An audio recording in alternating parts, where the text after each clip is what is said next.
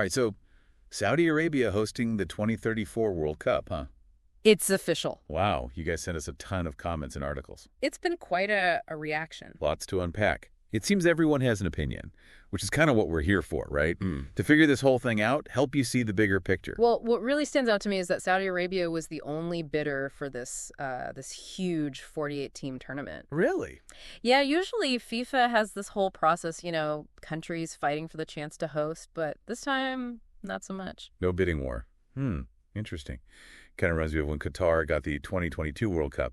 But big win for Saudi Arabia. They'll be the second Middle Eastern country to host, which is pretty huge. I'm already noticing some interesting reactions, though, in these comments, especially about Vision 2030. Yeah, Vision 2030 keeps coming up, and it is central to understanding this whole bid. It's interesting how this massive sporting event plays into those goals. Like, is it about the economics, the image, something else entirely? Let's break it down. We're seeing lots of comments about the potential economic impact. People talking about benefits, especially for construction and tourism. Some even saying things like, now more English and European construction companies get new projects, and this will be great because it will promote tourism in the country. It's not just about the immediate cash flow from tourism and construction, though. Think long-term impact on their infrastructure, jobs, boost to hospitality and transportation, attracting foreign investment, showcasing Saudi Arabia as this modern hub for business and leisure. Trying to change the narrative, huh? Show the world that Saudi Arabia is more than just oil. But speaking of showing the world, let's get to those social media reactions. Everything from straight-up celebration to some pretty harsh criticism. Where do we even start? I mean, the celebrations are definitely hard to miss. Lots of national pride in these comments, especially from Saudis and residents. We're seeing things like, mashallah, great job, congratulations, and another step towards making Saudi a tourism country. Not just online, either. There are videos of celebrations, fireworks in Al-Kabar, even Boulevard World, that huge entertainment complex, was all lit up in celebration. Really shows how much this win means to people, on a personal level, sense of national pride and excitement for the future. Yeah, we've got the happy side, for sure. But not everyone's celebrating. We're also seeing a bunch of comments from a religious perspective, and they're not all agreeing with each other. Right. Definitely a range of views. Some see this World Cup as a way to showcase Islam, to the world. There's even a comment that says it's time for dawah and for the world to know that Islam is the best religion. On the other hand, you've got people criticizing Saudi Arabia.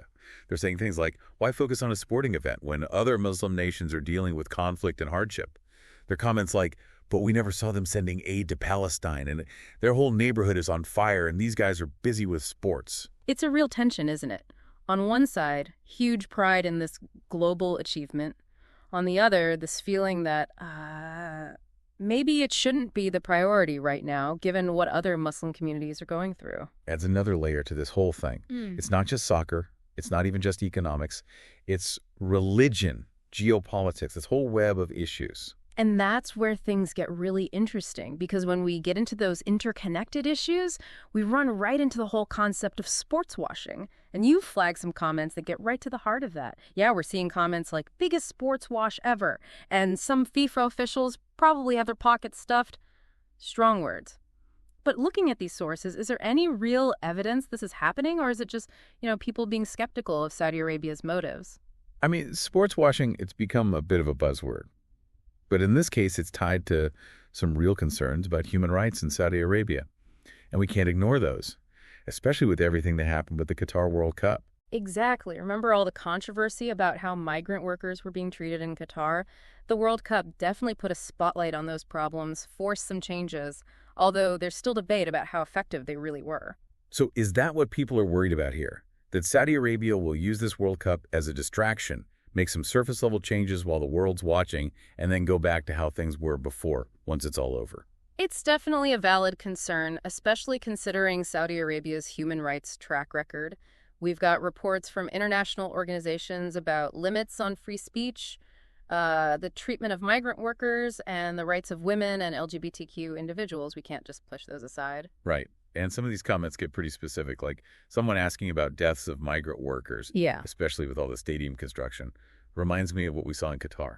Absolutely. These huge construction projects, the pressure to get things done quickly, it can create an environment where worker safety gets overlooked. And Saudi Arabia relies so heavily on migrant labor, especially in construction. So that's a big concern. It's not just about getting those amazing stadiums built on time. It's about the human cost. Which brings us back to sports washing. Are we really seeing real progress, or is this all just for show? Hard to say for sure. That's why we need to be, critical thinkers. We can't just buy into the hype or dismiss everything outright.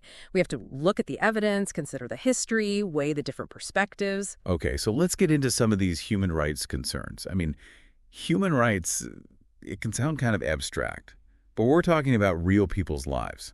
Let's start with freedom of expression.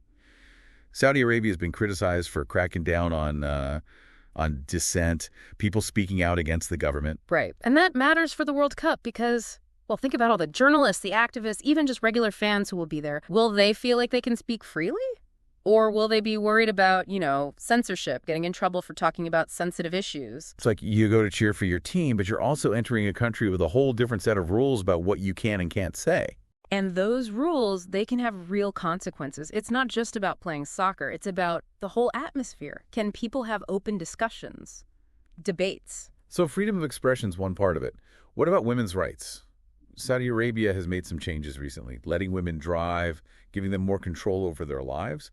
But how does that play out at an event like the World Cup? Well, there's this comment that asks, can the girls come and watch? Straightforward question, but it really shows the anxieties around women's rights in Saudi Arabia. It's not just about being allowed in the stadium. It's about feeling safe, respected, being able to move around freely, Yeah. and really participate in the whole experience without worrying about discrimination or harassment. And it ties into this bigger question of social change. Will the World Cup actually help push things forward for women's rights? Or will it end up making things worse? Hard to say. But it'd be fascinating to see how things change between now and 2034. Yeah, absolutely. And, speaking of changing social norms, we can't ignore the elephant in the room. LGBTQ rights, this is a really sensitive area, one where Saudi Arabia faces a lot of criticism. Right. I saw some comments expressing serious worry about this, especially given their laws against homosexuality. And it made me think, what's it going to be like for LGBTQ fans and athletes? Will they be safe? Will they be able to be themselves without being judged or even facing legal trouble? Those are huge questions, and the answers aren't clear-cut. You mentioned sources that talk about FIFA's commitment to inclusivity, but then you have these comments from people who are really worried about whether they'll be safe being themselves in Saudi Arabia. It's like we're talking about two different worlds. On the one hand, the World Cup, this global celebration bringing people together. Yeah. But then you have these really deep cultural and legal realities that don't really fit with that. It makes you wonder what's going to happen between now and 2034. The million-dollar question, right? I mean, we have a whole decade before the 2034 World Cup. Yeah. Plenty of time for things to change, both within Saudi Arabia and globally. I can already picture those, this future of documentaries they always make before these big events, like Saudi Arabia, a decade of transformation. Yeah. With the dramatic music and the sweeping shots of futuristic cities. But what are some real possibilities here? Well, one possibility is accelerated reform. The World Cup could actually push things forward, force the Saudi government to really address those human rights issues. They'll want to avoid all the international scrutiny, keep a positive image in the world's eyes. So basically the pressure of being in the spotlight makes them act. Yeah, exactly. We've seen it before with these big sporting events. Sometimes having the world watch can actually incentivize countries to, improve their human rights records, even if it's partly for PR. That's a hopeful scenario. Yeah. But what if they just dig in their heels, just keep doing things the way they're doing them now? That's always a risk. They could become even more restrictive, clamp down even harder in response to all the criticism. Use the World Cup to project this carefully crafted image, but behind the scenes, they're still suppressing dissent. Human rights are still being abused. So same old stuff, just with a new facade for the cameras. It's cynical, but yeah, it's a possibility. Of course, there's always that middle ground, too, the incremental progress scenario. Maybe we see improvements in certain areas like labor rights or women's participation, but no real fundamental shift overall. Like some genuine steps forward, mixed with some strategic, window dressing. Right, which, let's be honest, aligns with how global politics really works. It's rarely black and white. And we can't forget the wildcard factor. Who knows what could happen in the next 10 years?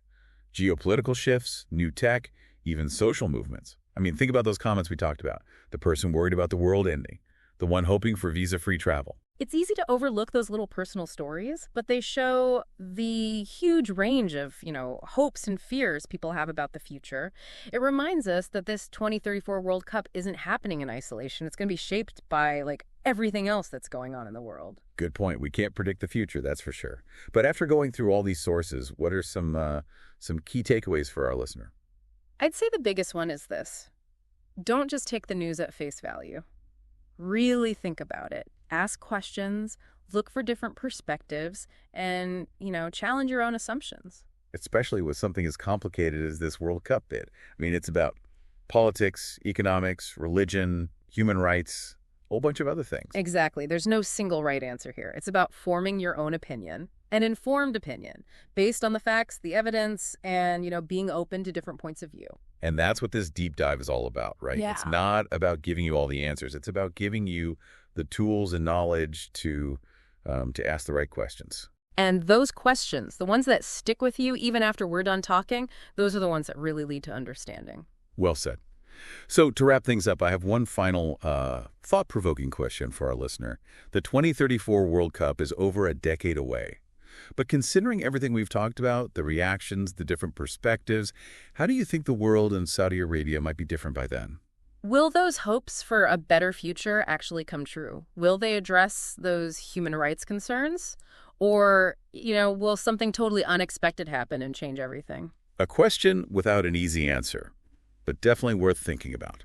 So to our listener, we leave you with that challenge. Look deeper, embrace the complexity, and let your curiosity guide you as this story continues to unfold. Thanks for joining us on The Deep Dive.